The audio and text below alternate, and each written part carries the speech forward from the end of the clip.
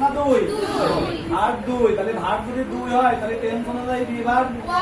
আর first টেন্সের be verb কি তাহলে ওয়াজ হয় তাহলে দা কান্ট্রি ওয়াজ দা কান্ট্রি মূল ভার্বে কত হবে তাহলে সেভড এবার আমরা কি বসাবো ফর আওয়ার কান্ট্রি তাহলে কি বাই আচ্ছা ফর আওয়ার লাইফ না our country was saved for our life by us আমরা কি সবাই বুঝেছি তাহলে কারো কোনো সমস্যা আছে তাহলে আমরা প্যাসিভ নিয়ম ক্লিয়ার